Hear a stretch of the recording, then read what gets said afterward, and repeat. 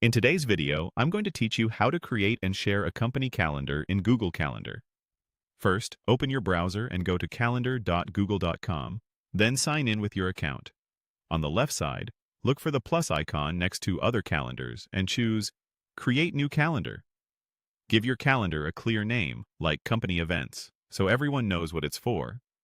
You can add an optional description to explain how the calendar should be used, such as what kinds of events belong there.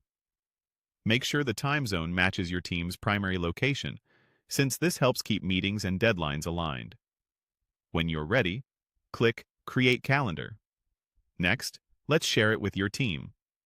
Find your new calendar in the left panel, hover over its name, and click the three dots. Choose Settings and Sharing. Under Share with Specific People, add your colleagues' email addresses. Then choose the appropriate permission level. If you select Make Changes to Events, colleagues will be able to add, edit, and manage events on this calendar.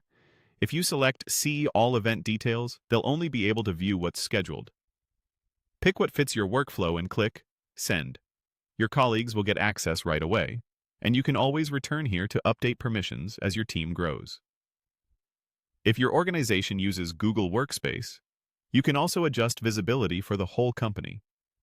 In Access Permissions, you can make the calendar available to your organization so anyone at your company can find or subscribe to it. This is useful for broad visibility, like company holidays or all-hands meetings. Use this option only if the content is appropriate for organization-wide viewing. Now start adding events.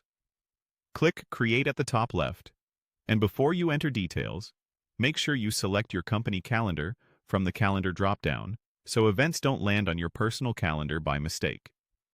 Add the event's title, date, and time, and include helpful details like a location or a brief description.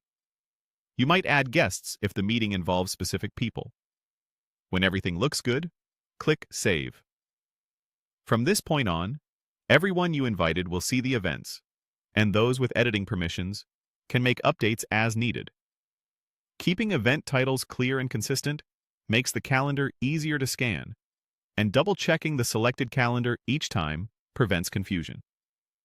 That's it. You've created a dedicated company calendar, shared it with the right people, set visibility as needed, and added your first events. This simple setup helps your team stay coordinated and informed.